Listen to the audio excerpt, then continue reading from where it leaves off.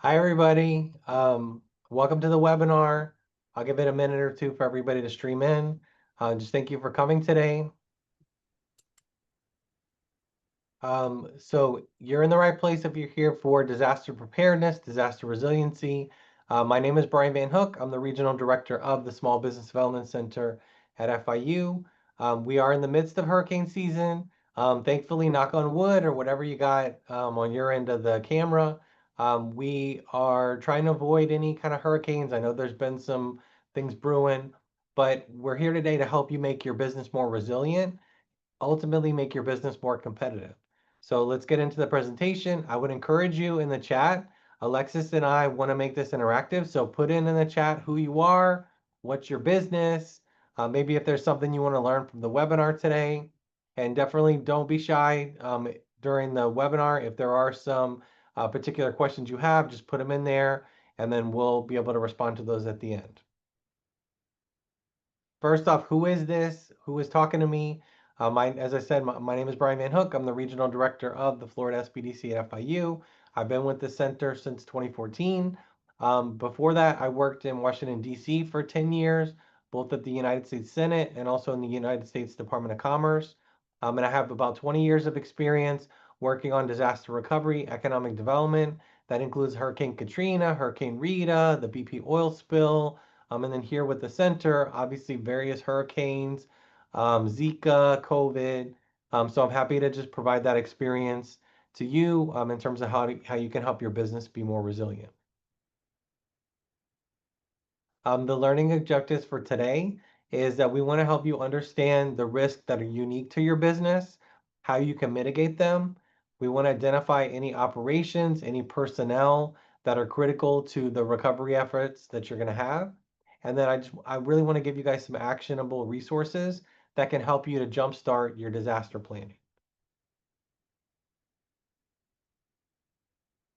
So we're here today to talk about building a resilient business. Resiliency incorporates a couple different things. That's risk management, contingency planning, emergency preparedness, disaster recovery planning around your IT, and then something most businesses don't think about, succession planning. What happens if something happens to you? What happens if something happens to one of your employees? I know they have the commercial out there where it's like a recording studio and like the key engineer is leaving. It gives the peace sign walking out. So you got to think about all these type of things to make your business more resilient. Um, Whether you're looking for like a full-blown business continuity plan, just a disaster recovery plan for your IT, you just need to update some emergency contact lists, or if you just want a checklist, anything that you can do today is going to help you be better prepared for something that can happen tomorrow. And I don't want you to overthink it. I want you to basically focus on some actionable tasks, some basic things that you can do that you can kind of get started on to kind of make your business more resilient. So this is a picture. This is Hurricane Katrina. This is the lower ninth ward. This is obviously what most people think about when they think of disaster. Disaster, all caps, exclamation mark.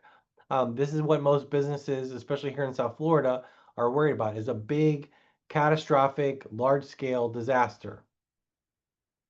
But I'm here today to tell you we live in South Florida, we live in Miami.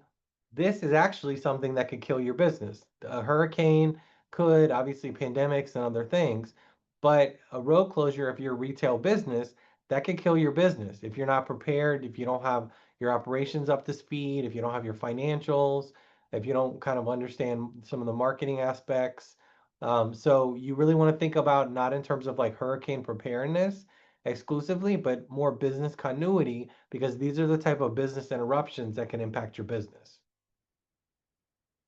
And in terms of why business continuity is so important, this just shows you a timeline.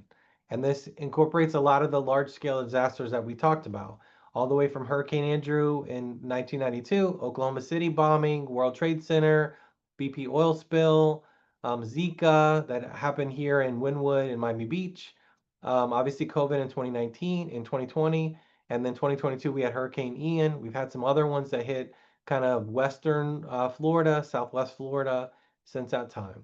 So you'll see basically every couple of years there's some big disaster. In terms of the impacts, some of those are very localized to that particular area.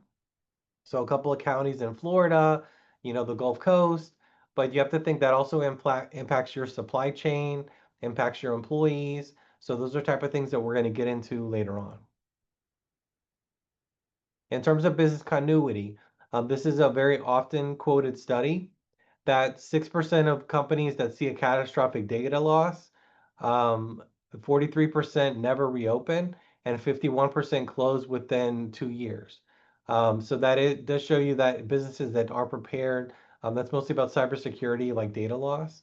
But in terms of the actual impact to local businesses, um, basically a Institute of Business and Home Safety study, incidents like that could cost a small business about $3,000 a day.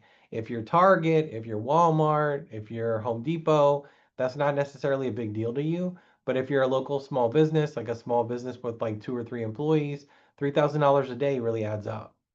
Also, most of the businesses that were surveyed by the Ad Council don't have an emergency plan on the books for their business.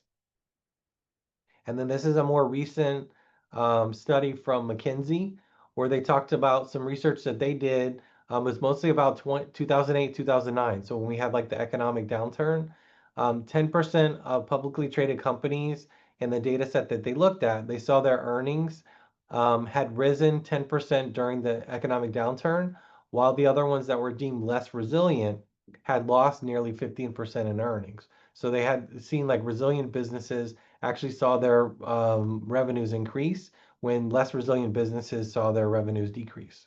And that's obviously like publicly traded companies, but that can be extrapolated down to regular small businesses. In terms of business continuity, there's some things that you can quantify, and then there's some other things that are more general, the impacts for the business. So stuff that you can actually see in your bottom line is loss of customers, insurance rates increasing, loss of any contracts that you have, whether they're private or government, any fines, any legal fees. Those are things that you can actually quantify and see on your bottom line. Other things are less related, but in terms of um, basically for the business, you can basically see the thing. Hold on, let me see.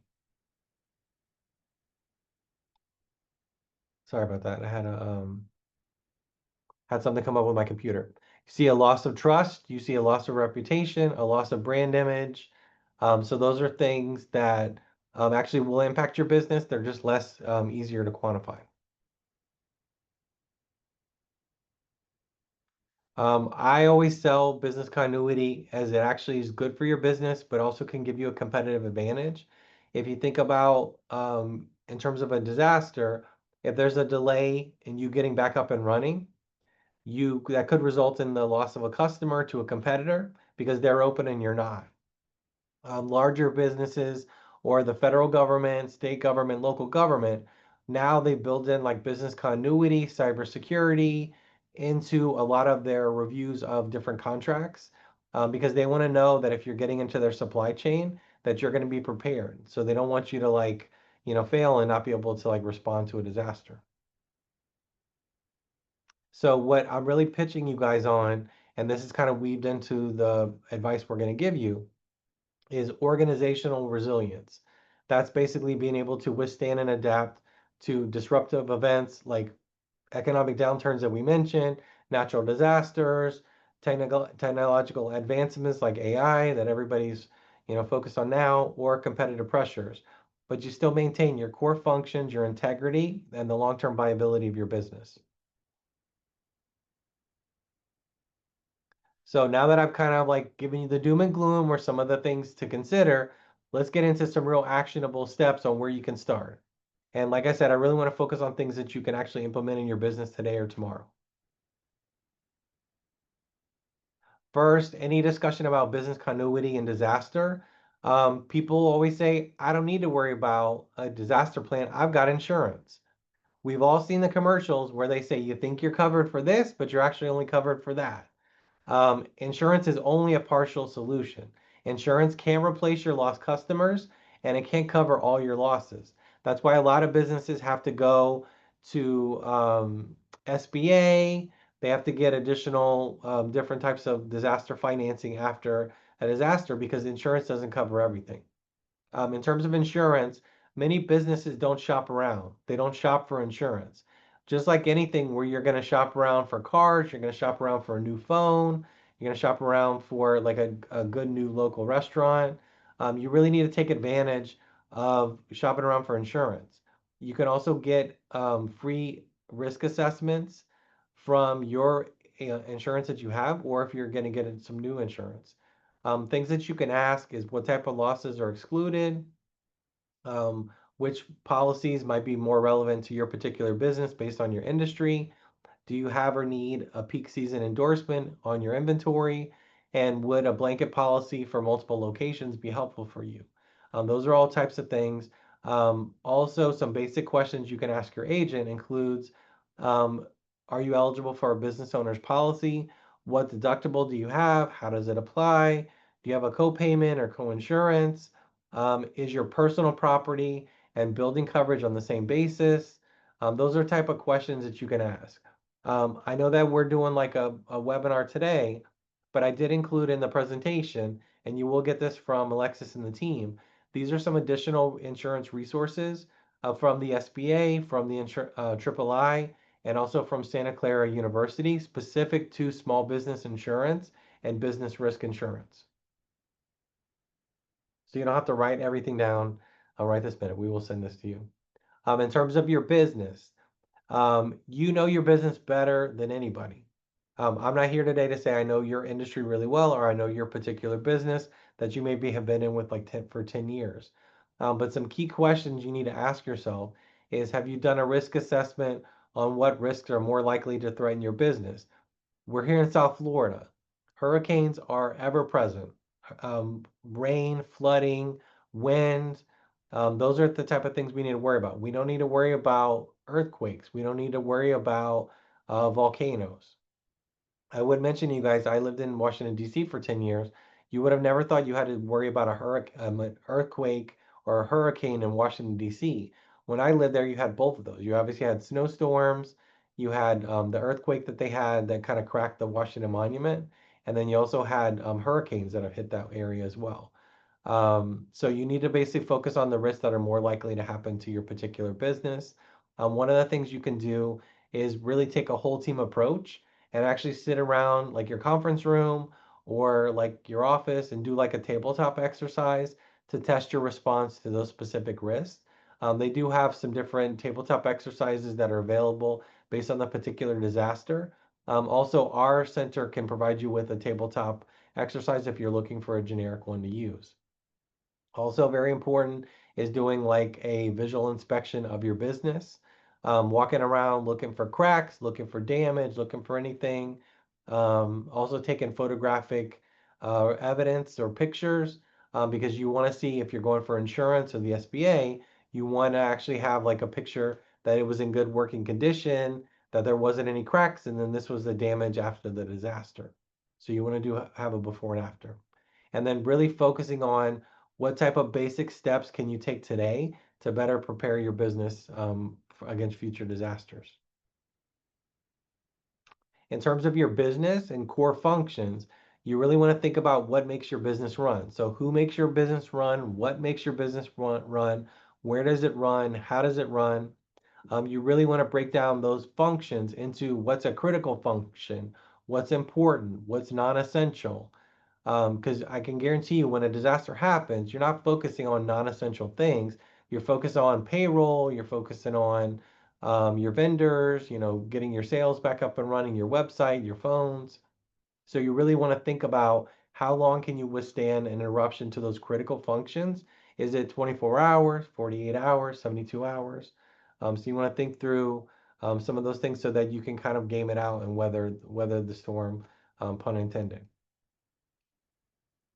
In terms of your supply chain, obviously upstream you have your suppliers, you have you and your employees kind of in the middle, and then downstream is your customers. So you really need to think through those different aspects of your supply chain. In terms of your employees, your front line is your bottom line. So you want to maintain current employee contact information. You want to have up-to-date emergency contacts, alternate means of communication. People have life events. People get married, congratulations. People get divorced.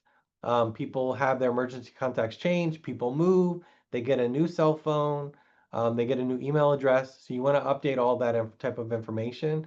Also, it is good to have other via different means to contact them, whether that's like a Teams group, a Teams chat, whether that's text messages, whether that's a WhatsApp group, multiple ways to reach out to folks. On your team, you do want to identify if there's anybody that has special skills, military training, certifications. You really would want to know if there's first aid, CPR, military folks on your team. So that way you can basically understand who could really help out in a disaster and who could kind of have different roles. Um, don't just focus on your business continuity, your business disaster plans. Also help your employees with personal disaster plans. Because if you don't know where they are they going to shelter in place? Are they going to go to Orlando? You want to know those type of things from your employees and actually have them think it through. In terms of the employees, like I said, are they going to evacuate to another place? Who are they going to go? Who's the contact there? Are they going to shelter in place? Have they considered childcare? That's a big impact for a lot of businesses when they get back up and running, is that employees can't come back to the office because they're having to stay home and take care of their kids. So they thought through childcare. Also, pets, elderly relatives. Some people stay in shelter in place because they're worried about elderly relatives. Also, folks are evacuating, but they don't think about pets and look up what's a pet shelter, pet friendly shelter. So you want to plan for both your personal recovery and your business recovery in terms of thinking through your team. I mentioned suppliers. You want to identify the likelihood that your customers will be present in your business if something happens. Um, Basically, you want to keep your social media up and running. You want to monitor it. You want to keep a copy of your customer records off-site or in the cloud, and then have an alternate work site. A lot of us have been through COVID, so we have thought through like remote working. In terms of the contractors, I think I had a duplicate slide, so sorry for that, guys. In terms of your customers, your suppliers, you want to identify for your suppliers if they have a disaster plan, make frequent orders to be able to be active status with them, and also get multiple contacts in regards to um, your vendors because maybe somebody might evacuate, you might not be able to get a hold of them. It is good also to have geographic distribution of your suppliers because, like I said, what if you have all your folks in Georgia, but there's like, a hurricane or rain up there and they can't service your order or they can't fulfill something that they promised you? It is good to have like different vendors or potential vendors around the country. Additionally, you have other contacts, which the acronym for that is BAIL. So that's obviously your bankers, your accountants, your insurance agents, and your lawyers. So you do want to keep in mind those particular folks. Those are folks that are helpful after a disaster, getting in touch with your accountant about your books, reaching out to your banker if you've got a loan with them or something that you need. Um, Insurance agents, obviously, it's self-explanatory, and then your lawyer in terms of if there is anything that you need to follow up with them. The bag and box preparations is pretty standard for business continuity. A business box is where you have like your insurance policies, your lease, inventory, payroll records, bank statements, tax returns. A lot of this is stuff you can put in the cloud now, but there is sometimes when it might be helpful for you to have all that stuff put together that you can just like take it with you. Any type of lists of your employees, your client list. Receipts are always good. So definitely scan all that type of stuff in. But if you need it like for something that you can have, something you can take physically, it is also helpful. When they talk about a go bag is basically a first aid kit, cell phone charger, a battery operated rated a battery operated radio. We're here in South Florida. Doesn't hurt to have a battery operated fan, bottled water, and then flashlight and batteries. That's basically if you need to go in an emergency. So if you need to like just get out of your office, make a go. The first aid kit is also helpful. in case you have like some type of incident in your business. You can basically respond quickly. Critical records for your business. Those include anything that's vital to you in terms of critical functions for the business. You want to make multiple copies of those vital records. Store something on site, have it off site, utilize multiple media formats, regularly back up any data or records that you need. Isn't it the worst feeling when you're trying to like resume your business or resume getting back after like a computer crashes or something, and the last copy you had was from like 6 months ago and it wasn't up to date. So you definitely want to have like the most recent backup of that type of data and records that you need, and you want to test those backup systems. And then I did address it earlier in terms of like photographic records of inventory, furnitures, fixtures, equipment, anything that you're going to want to put in a claim for SBA or for insurance. You're going to want to have like the before and after. And we're all used to going and taking after pictures, like where a tree fell on something or there was flooding, but not everybody thinks before the disaster to take it. So it is good now when it's kind of no disasters, nothing happening, is actually get out and take pictures of some of those things. Like I said, inventory, furnishings, fixtures, equipment, anything that you might put a claim on.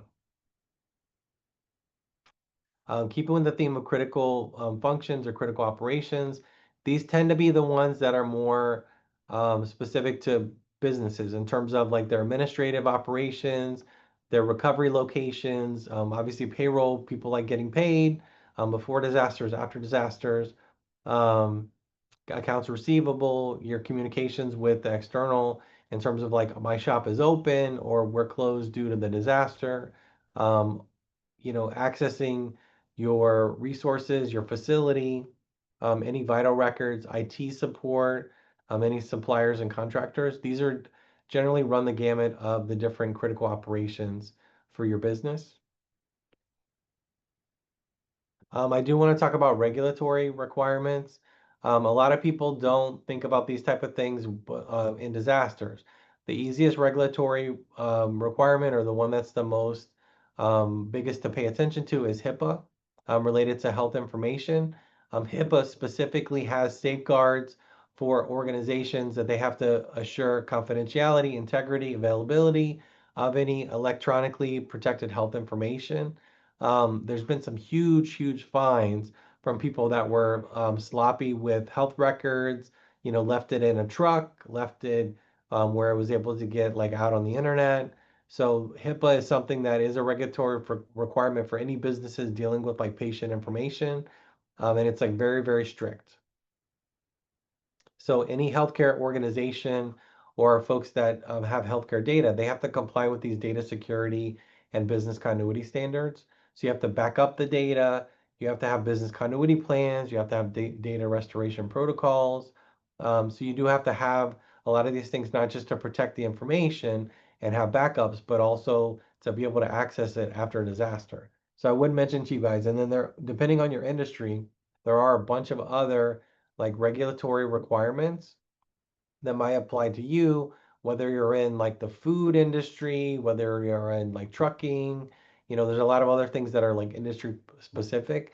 HIPAA does kind of go across a couple different industries depending on what it is. So that's a great example to use on if you have a disaster and you weren't prepared, you might not be in regulatory compliance because of not being backing up things at your business. This is something that we didn't touch pre-COVID, but pandemics were always kind of out there in terms of businesses and being prepared. We've been through COVID, and so like it or not, pandemics are now part of business continuity planning. So for businesses, you now need to give more consideration to strengthening e-commerce, direct-to-consumer sales, if you haven't already. What we saw was businesses that had these type of sales channels in place, along with the marketing to match, they saw their sales skyrocket during COVID, while other businesses that were more traditional brick and mortar, they struggled because they had shelter in place orders. So people couldn't get out. They weren't initially going out to like buy things at the stores. Everything was online or e-commerce. So they basically really like struggled having like a traditional model versus the folks that were like more up to date. Also, in terms of the one size fits all marketing strategy, think about it if you're marketing in South Florida and you're like marketing to Broward and Miami-Dade or Miami-Dade and the Keys, there's different restrictions and different numbers of cases of COVID in different areas. So some were more locked down than others. You want to ensure that your marketing strategies are agile, that you can quickly change the message, that you can avoid any of those additional costs or delays in your marketing. And that was what a lot of businesses saw. So definitely focus on e-commerce, direct to consumer sales. It's going to help your business be more competitive in general, but it's also going to help you if you have situations like that. For pandemic planning, um, for COVID-19, businesses had to track multiple levels of guidance from the federal government, from state government, from county, from city, industry regulations where it applied. What I would encourage you to do is go today and go download the information you can get for your city, for the state of Florida, for the county, because they do have some of those plans still available. The toughest thing for businesses during COVID was navigating all this type of stuff because we didn't have any like thing that was recent that we could really use as a roadmap. So it was super helpful when they came out with a lot of these guidance and we did a lot of webinars on county guidance, state guidance, federal guidance. But it is helpful for you to have kind of that roadmap and you could just save it away. You don't have to like, review it every day, but it is helpful to have so that you can incorporate that into any potential planning. These are, like I says in the slide, those are the rules of the road for your particular industry or your area. So you want to incorporate that into your pandemic planning. So just as an example, I did include the CDC website where they have the pandemic information that's geared towards businesses. It was more for like a business checklist, but it is helpful if you're looking to do it. And you can obviously do it for the state of Florida. You can do it for Miami-Dade County or Monroe County, and you can also do it for your individual municipality. I know for during COVID, City of Miami had guidance, Coral Gables had guidance, Miami Gardens, other areas had guidance too. Then I would say shameless plug for organizations like us, but also other community organizations. We're here to be a resource for you. So we can help you with creating like a comprehensive business continuity plan. Or let's say you're like, Brian, I don't have time for that. I don't want to do a full-blown business continuity plan. I just need like a mini plan or I need like a checklist. Well, you're in luck. Thanks for coming today. We did include some links in there. One is from the city of Santa Monica where they did include like kind of like a template for small businesses. Also, disastersafety.org, they have a good checklist that was about business continuity. And then the Colorado SBDC has a really comprehensive guide with a lot of different checklists, a lot of different charts, a lot of different tips like information. So I did include that as well if you want to go like full blown. The good thing is you can basically download the disaster guide that they have. You can just print out the pages that are relevant to you. The other two that I did provide, those are more like mini plans where it's basically like a shorter thing. It's like 1 or 2 pages or 3 or 4 pages. So it is easier depending on what you want to do. So this is kind of a la carte if you want like a full-blown plan or if you want to just kind of pick and choose what you have. And then if you download these resources and you need help in terms of making sense of it or incorporating it into your business, groups like SBDC are here, but there's a lot of other organizations that can help you too if you're already working with them. A big help during disasters or getting prepared is disaster related apps. So, did want to shout out like the Red Cross has an app, FEMA has an app. If you're in Miami-Dade County, they have the Ready MDC app that helps you with planning, helps you with storm surge evacuation centers. Gas Buddy is super popular because we all know the gas lines after hurricanes or before hurricanes. So if you want to sort by price, by distance, by fuel type, it does help you in a couple different areas. And I think we summoned it, guys, because I see behind me there's wind or rain. So we talked about storms, and so we kind of summoned a couple of rain clouds. Um, The Storm Radar is an app from the Weather Channel that you can kind of see. They have some good information there. Hurricane trackers from NOAA, where you can get like NOAA specific information. The emergency radio app is one that you can get live access to EMS, police, fire, NOAA weather. So you can add your favorites so you can see those. And then I did include business resources from ready.gov, which is under FEMA, that has like a business specific section. The Florida Division of Emergency Management. And you can see it's highlighted. I was just double checking it. So that's why it was like a different color. The SBA, the Small Business Administration, also has a really good website focused around business preparedness. And then more specific to local guides, there is a Florida disaster website geared towards businesses, so I did include that there. And then also, Miami-Dade County has a hurricane guide, and then Monroe County has a hurricane guide. So depending on where your business is located, you can get like more specific information. And then with that, I kind of ran through some of the stuff, so I will check the chat and see. You see Alexis. And I would encourage you, like Alexis put in the chat, if you want to meet with the Florida SBDC at FIU Consultant, there's our contact information. If you want to register for any upcoming events, it's also in the chat. And then we also did put some information on how we've helped more than 250 businesses to grow their business. So I did include some of those, and would encourage you, if you guys are a little shy and you don't want to ask any questions, don't worry, that's okay. Alexis is going to send you a PDF of the slide from today. And then you can also feel free to circle back, maybe think of a question like later on, or you think of something. And I just want to really thank you guys for taking the time to be in the webinar. For me, it's very timely information. I'm happy I can mention this to you guys when we don't have hurricanes or we don't have something like coming. I can tell you, Alexis, that helps us with our signups when there's a hurricane coming this way. This is the most popular webinar, so thank you to you guys. I see it's about 10 or 12 people. So you guys are actually like being proactive. So thanks for spending your Friday lunch with us. Then I'll turn it over to Alexis in case there's anything else you want to highlight. Yes, thank you so much, Brian, and thank you all again for participating. Again, this is really pertinent information as things are happening weather-wise that are pretty unprecedented, and we want to make sure that our businesses and our clients are prepared for whatever may come our way with that. So we do appreciate your time. I would like for you all to take a moment before we adjourn to take just like a small poll.